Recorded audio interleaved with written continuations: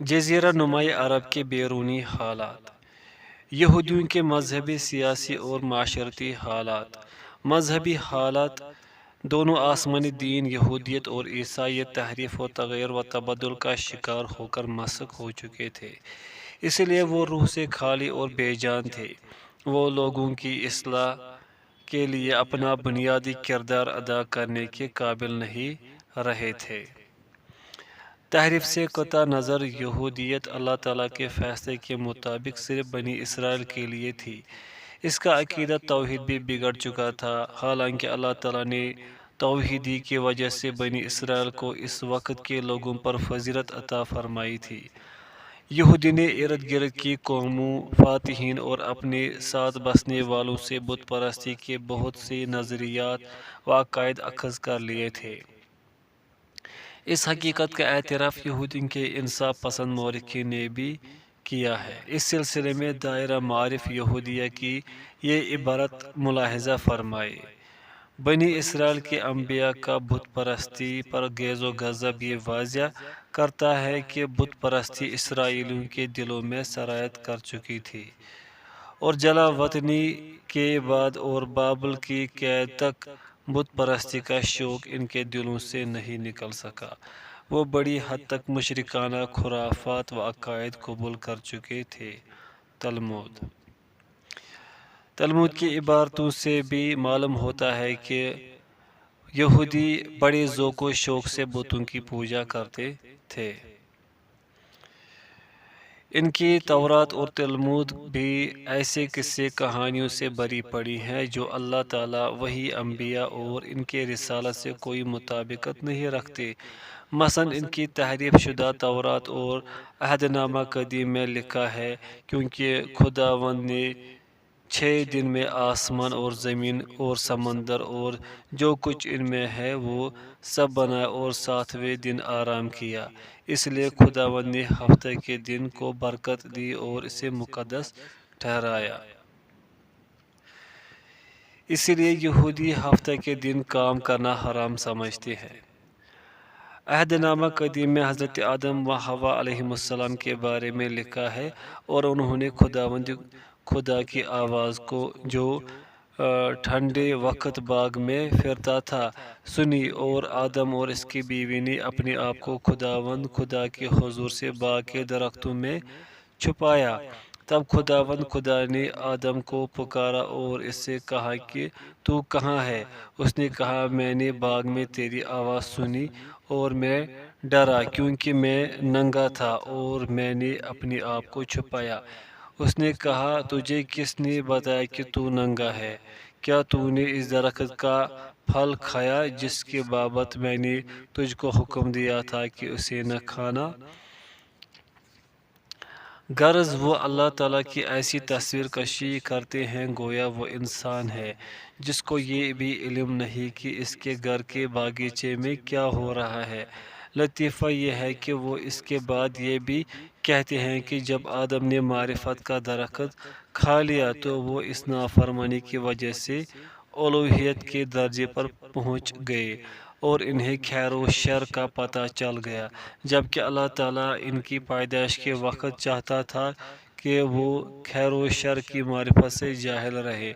پھر جب اللہ تعالیٰ کو آدم کی سرکشی بڑھتی نظر آنے لگی اور معاملہ ہاتھوں سے نکلتا دکھائی دیا تو اس نے آدم اور اس کی بیوی کو جنت سے نکال دیا۔ مبادئ زندگی کا درخت ان کے ہتھے چڑھ جائے اور ان کے لیے ہمیشہ کی زندگی لکھ دی جائے۔ چنانچہ بائبل مقدس کے عہد نامہ قدیم میں لکھا ہے، اور خداوند خدا نے کہا، دیکھو انسان نیک و بد کی پہچان میں ہم میں سے ایک کی مانند ہو گیا۔ اب کہیں ایسا نہ ہو کہ وہ اپنا ہاتھ بڑھائے اور حیات کے درخت سے بھی کچھ لے کر کھائے اور ہمیشہ جیتا رہے۔ اس لیے خداوند خدا نے اسے باغ عدن سے باہر کر دیا تاکہ وہ اس زمین کی جس میں سے وہ لیا گیا تھا کھیتی کرے، چنانچہ اس نے آدم کو نکال دیا۔ پھر زمین پر بھی آدم اور اس کی اولاد کا طرز عمل اللہ کو پسند نہ آیا، بلکہ خطرہ پیدا ہوا کہ وہ زمین کو شر و فساد سے بھر دیں گے۔ لہذا اللہ تعالیٰ کو افسوس ہوا کہ اس نے انہیں کیوں پیدا کیا۔ عہد نامہ قدیم ہی میں ہے اور خداوند نے دیکھا کہ زمین پر انسان کی بدی بہت بڑھ گئی اور اس کے دل کے تصور اور خیال سدا برے ہی ہوتے ہیں۔ تب خداوند زمین پر انسان کو پیدا کرنے سے ملول ہوا اور دل میں غم کیا۔ ان کی کتاب مقدس کی روح سے اللہ تعالیٰ طوفان کے ذریعے سے زمین کو غرق کرنے پر ندامت کا اظہار کرتا ہے۔ وہ اپنے نبی ابراہیم کی مہمانی قبول کرتا ہے اور دو فرشتوں کی معیت میں ان کے گھر آ کر ان کے چکنے چپڑے دسترخوان سے کھانا بھی کھاتا ہے۔ ان کی تحریف شدہ تورات کے مطابق اللہ تعالیٰ اپنے نیک بندے اور نبی یعقوب سے باقاعدہ کشتی لڑتا ہے جو ساری رات جاری رہتی ہے، اور جب یعقوب اس پر غالب آنے لگتا ہے تو وہ ایک داؤ کھیلتا ہے جس سے اسے غلبہ حاصل ہوتا ہے، اور وہ داؤ یہ تھا کہ اللہ تعالیٰ نے یعقوب کی ران کی جڑ میں ضرب لگائی جس سے ان کا جوڑ نکل گیا، لیکن یعقوب نے اسے اس وقت تک نہیں چھوڑا جب تک کہ اس نے اسرائیل کا لقب اور برکت حاصل نہ کر لی۔ ان کی تورات کہتی ہے اللہ تعالیٰ صرف اسرائیلیوں ہی کا رب ہے، وہ ان کے علاوہ کسی کو پسند نہیں کرتا کیونکہ وہ اس کی پسندیدہ نسل ہے۔ باقی رہی دوسری امتیں اور قومیں، وہ تو بکریوں کی طرح ہے جنہیں اللہ کوئی اہمیت نہیں دیتا۔ وہ دوسری قوموں خصوصاً عربوں کے لیے اپنی نفرت کی بنیاد اپنے اس تحریف شدہ دین پر رکھتے ہیں۔ وہ تورات میں ایک قصہ بیان کرتے ہیں کہ اللہ کا نبی نوح ایک دفعہ نشے میں آ گیا۔ وہ سیدھا لیٹا تو اس کی شرمگاہ ننگی ہو گئی۔ جب اس کے بیٹے حام نے، جو کنعانیوں کا باپ ہے، اسے ننگا دیکھا تو ہنسنے لگا اور اپنے بھائیوں سام اور یافس کے سامنے اس کا مذاق اڑایا۔ ان دونوں نے بغیر اس کی شرمگاہ دیکھے اسے ڈانٹ دیا۔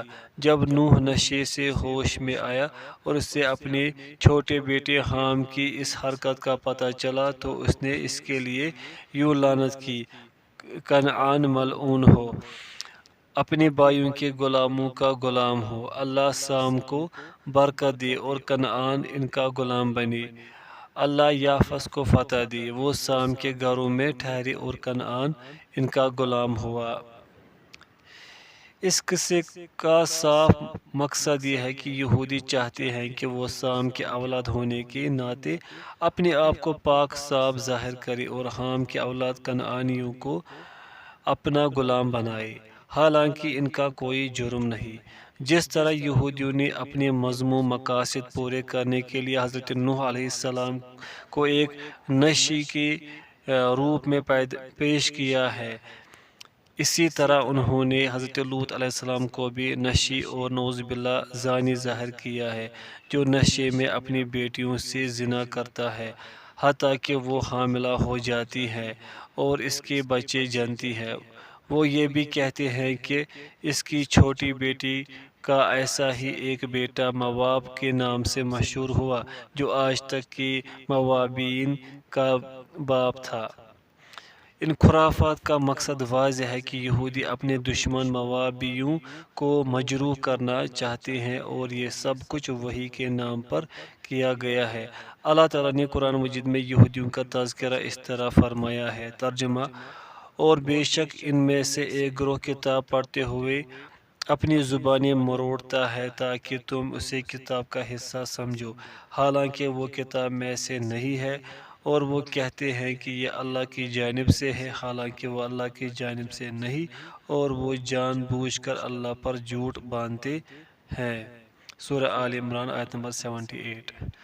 مزید فرمایا، چنانچہ ان لوگوں کے لیے ہلاکت ہے جو اپنے ہاتھوں سے کتاب لکھتے ہیں پھر کہتے ہیں کہ یہ اللہ کی طرف سے ہے تاکہ اس کے بدلے میں تھوڑی سی قیمت لے لے۔ چنانچہ ان کے ہاتھوں نے جو لکھا اس کی وجہ سے ان کے لیے ہلاکت ہے، اور جو وہ کماتے ہیں اس کی وجہ سے ان کے لیے ہلاکت ہے۔ سورۃ البقرہ۔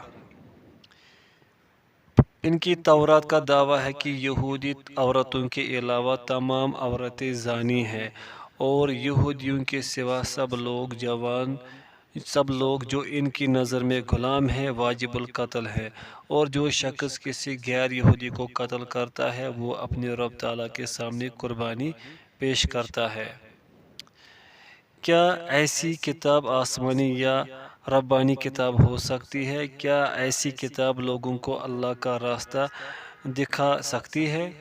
اس قسم کے باطل اعتقادات نے انہیں اس حد تک پہنچا دیا کہ وہ اپنی مذموم مقاصد حاصل کرنے کے لیے اخلاقیات کی پرواہ بھی نہیں کرتے، جیسے کہ صہیونی فلاسفہ کی تعلیمات سے واضح ہے۔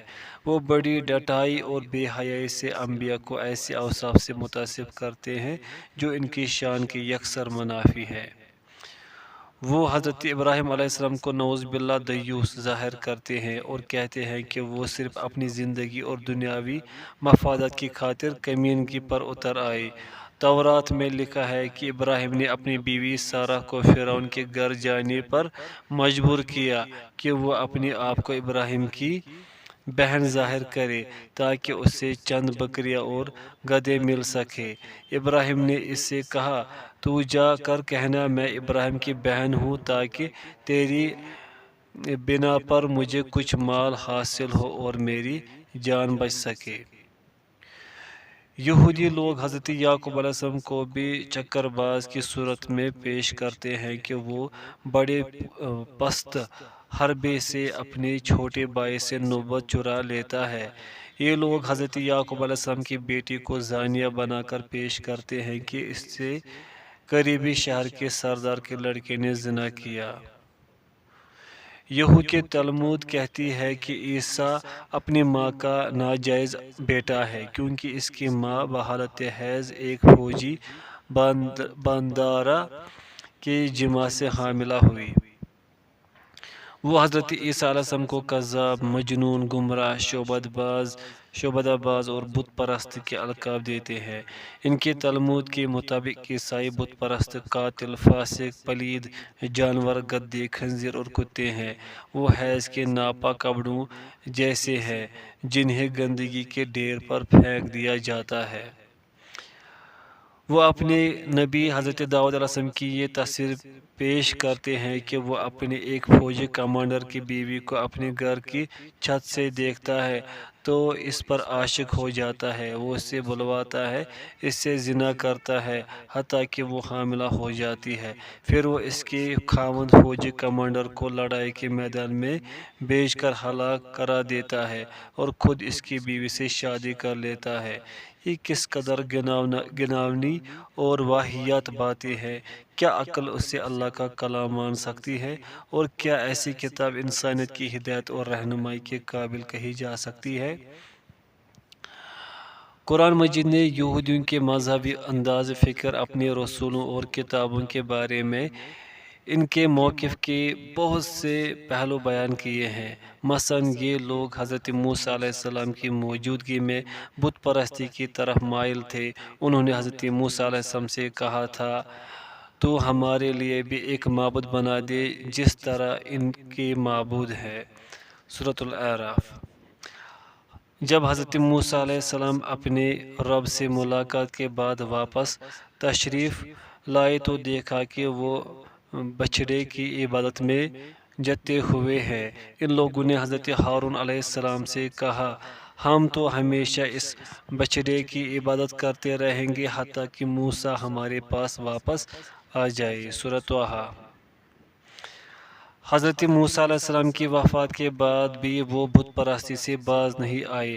اللہ تعالیٰ نے فرمایا، اور بے شک موسیٰ تمہارے پاس کھلے معجزات لے کر آئے، پھر اس کے بعد تم نے بچڑے کو معبود بنا لیا اور تم ہو ہی ظالم۔ اور یاد کرو جب ہم نے تم سے پکا وعدہ لیا اور ہم نے تم پر طور پہاڑ بلند کیا اور کہا ہم نے تمہیں جو دیا ہے اسے قوت کے ساتھ پکڑو اور سنو۔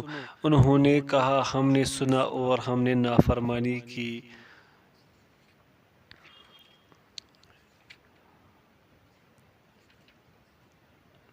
سورۃ طٰہٰ۔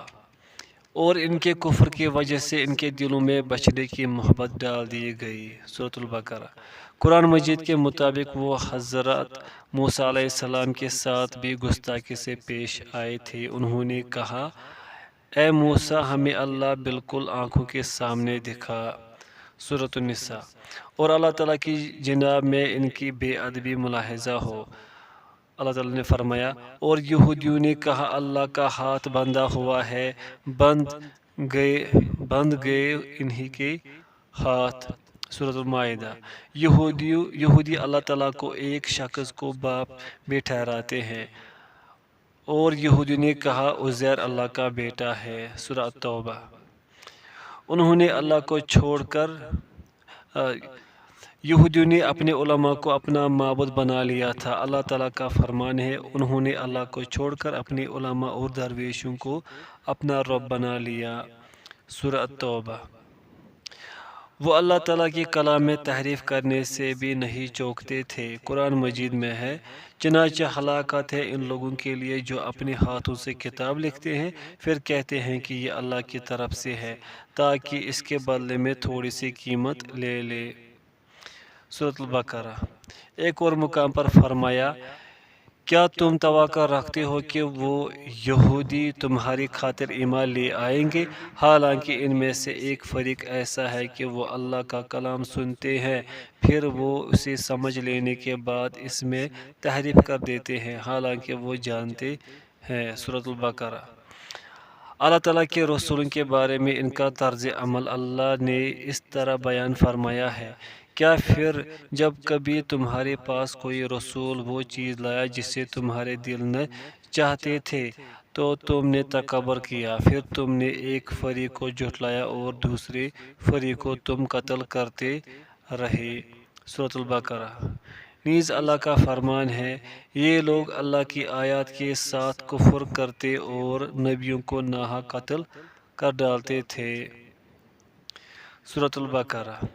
ایک اور مقام پر اللہ کا فرمان ہے پھر اس سے پہلے تم اللہ کے نبیوں کو کیوں قتل کرتے رہے اگر تم مومن تھے۔ سورۃ البقرہ۔ یہود کی اپنی کتابوں اور قرآن مجید کے بیان کردہ مندرجہ بالا حقائق سے اندازہ ہو سکتا ہے کہ یہ دین یہودیت ان لوگوں کے ہاتھوں کس قدر رسوا ہوا اور کتنی پستی تک جا پہنچا۔ یہودیوں کے سیاسی و معاشرتی حالات۔ اسلام ابدی اور آفاقی دین ہے۔ اللہ تعالیٰ کو ہرگز پسند نہیں کہ اس کا دین عالمگیر انسانیت سے دور ہو کر کسی ایک قوم کے ساتھ مخصوص ہو جائے، مگر یہودیوں نے اللہ تعالیٰ کا دین بدل کر ایک قوم کے ساتھ مخصوص کر دیا، اس طرح اس میں انسانیت کے لیے کوئی رحمت باقی نہیں رہی۔ انہوں نے اللہ تعالیٰ کے انبیاء پر بہتان طرازی کی اور انہیں شرمناک عیوب کے ساتھ متہم کیا جس کی تفصیل آپ گزشتہ صفحات میں پڑھ آئے ہیں۔ اگر آج تک یہ لوگ ہر غیر یہودی قوم سے لڑتے جھگڑتے آئے ہیں تو اس میں تعجب کی کوئی بات نہیں، ان کی سرشت یہی ہے جس کے باعث اللہ تعالیٰ انہیں ہمیشہ خائب و خاسر رکھے گا۔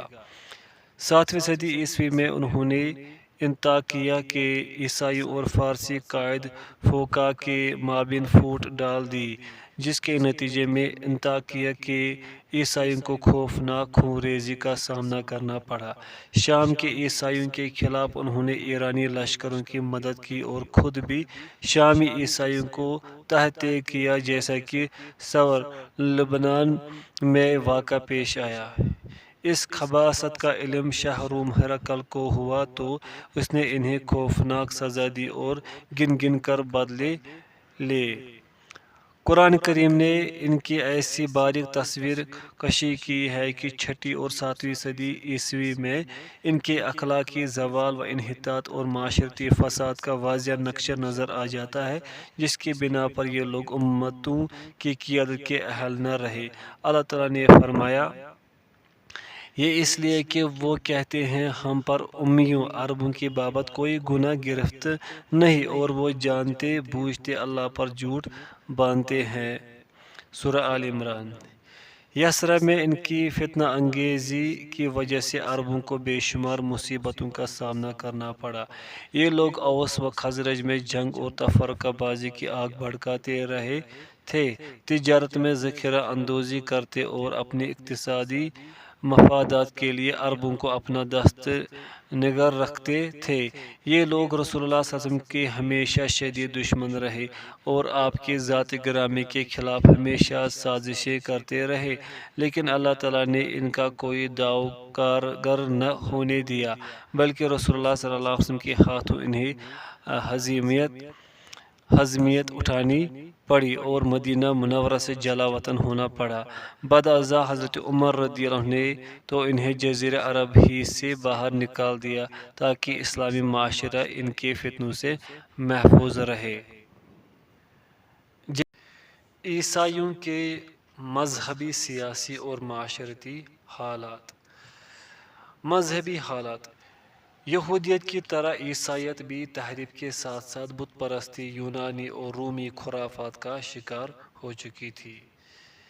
اس کے نتیجے میں مسیح علیہ السلام کی اصل تعلیمات نابود ہو گئی، اور رفتہ رفتہ ایک عرصہ گزر جانے کے بعد عیسائیت بھی بت پرستی کا ایسا مذہب بن گیا جو اپنے پیروکاروں کو علم، غور و فکر اور عقل و شعور سے محروم کر دیتا ہے۔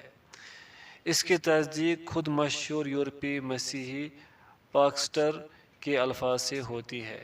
وہ لکھتا ہے، بت پرستی رک گئی لیکن مکمل طور پر ختم نہیں ہوئی، بلکہ وہ مسیحیوں کے دلوں میں رچ بس گئی اور مسیحیت کے نام پر ہر الا بلا چیز ان میں داخل ہو چکی ہے۔ جن لوگوں نے اپنے معبودوں کو چھوڑ دیا تھا، انہوں نے اپنے شہداء میں سے کسی شہید کو لیا اور اسے الہی صفات سے متصف کر کے اس کا ایک بت بنایا۔ یوں یہ شرک اور بت پرستی ان شہداء کی طرف منتقل ہو گئی اور اس صدی کے اختتام سے قبل شہداء اور اولیاء کی عبادت عام ہو چکی تھی۔ پھر ایک نیا عقیدہ مرض وجود میں آیا کہ اولیاء الوہی صفات کے حامل ہوتے ہیں۔ یوں یہ اولیاء اور مقدس لوگ اللہ تعالیٰ اور انسان کے درمیان واسطہ بن گئے اور عوام الناس کے عقیدے کے مطابق الوہی صفات کے حامل بھی بن گئے اور قرون وسطیٰ کے تقدس و طہارت کی علامت قرار پائے۔ بت پرستی کے تہواروں کے نام بدل کر انہیں نئے نام دیے گئے جو قبول کر لیے گئے۔ 400 عیسوی میں بت پرستی کے قدیم تہوار سورج دیوتا کے جشن کو مسیح علیہ السلام کی پیدائش کی عید بنا لیا گیا، جو آج کل کرسمس کے نام سے مشہور ہے۔ ابو غیت نے مسیحیت میں بت پرستی کے متعلق اپنے خیالات کا اظہار کرتے ہوئے لکھا، یوں ظلم و ستم کے ان مختلف ادوار میں بت پرستی کے بازار میں اتار چڑھاؤ آتا رہا۔ بت پرستی کی سرگرمیوں میں اس وقت تیزی آ جاتی جب نصرانی پنڈت رومی حکمرانوں کی تائید اور ان کی خواہش کی تکمیل میں قیصر کا مجسمہ پوجنے پر راضی ہو جاتے۔ جو شخص بت پرستی سے بیزاری کا اظہار کرتا اور اس عمل سے پیچھے رہنا چاہتا، انجام کار اسے آگ میں جلنا اور تباہ و برباد ہونا پڑتا۔ مسیحیت کی پوری تاریخ اس حقیقت کی گواہ ہے۔ آخرکار مسیحیت نے طویل کشمکش اور جنگ و جدل کے بعد بت پرستی اور وثنیت کے آگے گھٹنے ٹیک دیے اور اسے اختیار کر لیا۔ اس کے بعد مسیحیت جس علاقے میں بھی داخل ہوتی اور وہاں کے لوگوں کو وثنیت میں مشغول پاتی تو انہیں چند مسیحی عقائد دے کر بت پرستی پر قائم رہنے دیتی۔ دوسری جانب نصرانیوں نے رہبانیت ایجاد کر لی اور اپنے انجیلوں میں ایسی چیزیں شامل کر دی جنہیں عقل کسی صورت قبول نہیں کر سکتی۔ تقابل ادیان کے ایک ماہر محقق علامہ ابن حزم نے جب اصل مسیحی کتابیں پڑھی تو وہ انتہائی حیرت انگیز نتائج تک پہنچے۔ وہ عیسائیوں کے عقیدے پر تبصرہ کرتے ہوئے لکھتے ہیں، یعقوبی فرقے کا کہنا ہے کہ مسیح علیہ السلام اللہ ہی تھے، بقول ان کے اللہ تعالیٰ کو صلیب پر لٹکایا گیا، قتل کیا گیا حتیٰ کہ وہ مر گیا، اور دنیا 3 دن تک بغیر کسی مدبر و فاعل کے چلتی رہی، اور افلاک بھی کسی منتظم کے بغیر چلتے رہے، پھر وہ جی اٹھا اور پہلے کی طرح ہو گیا۔ اس طرح اللہ تعالیٰ نئے سرے سے پیدا ہوا، پھر وہی قدیم بن گیا، بلکہ ان کے قول کے مطابق وہ اللہ تعالیٰ ہی تھا جو مریم کے پیٹ میں حمل کی صورت میں رہا۔ اللہ تعالیٰ نے عیسائیوں کے فاسد عقائد کے بارے میں فرمایا ہے، ترجمہ: ان لوگوں نے بلا شبہ کفر کیا جنہوں نے کہا اللہ مسیح ابن مریم ہی ہے۔ سورۃ المائدہ۔ اللہ تعالیٰ نے نصارہ کا کلام نقل کرتے ہوئے فرمایا، بے شک اللہ تینوں میں سے تیسرا ہے، اور اللہ تعالیٰ کا فرمان ہے، ترجمہ: کیا تو نے ہی لوگوں سے کہا تھا کہ مجھے اور میری ماں کو اللہ کے سوا معبود بنا لو؟ سورۃ المائدہ۔ اگر عیسائیوں کے کفر و شرک کے متعلق یہ کلام قرآن مجید میں نہ ہوتا تو کسی بھی مومن کے لیے روا نہیں تھا کہ وہ ایسے کبھی اور گھٹیا الفاظ نقل کرے۔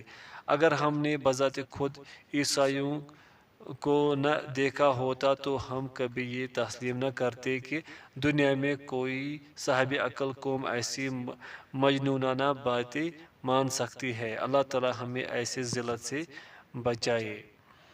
امام ابن حزم رحمہ اللہ ان کی تردید کرتے ہوئے لکھتے ہیں، عیسائیوں کے لیے ضروری ہے وہ ہمیں بتائے کہ ان 3 دنوں میں جبکہ ان کا رب مرا ہوا تھا، آسمانوں اور زمین کا انتظام کون چلا رہا، افلاک کو کون حرکت دیتا رہا۔ پھر جو لوگ کہتے ہیں کہ اللہ تعالیٰ 3 اشیاء کا نام ہے، باپ، بیٹا اور روح القدس، ان سے پوچھا جائے کہ جب یہ تینوں چیزیں 3 ہونے کے باوجود ایک ہیں تو پھر ایک کو باپ دوسرے کو بیٹا کہلانے کا کیا حق تھا، جبکہ تم کہتے ہو کہ تینوں ایک ہے؟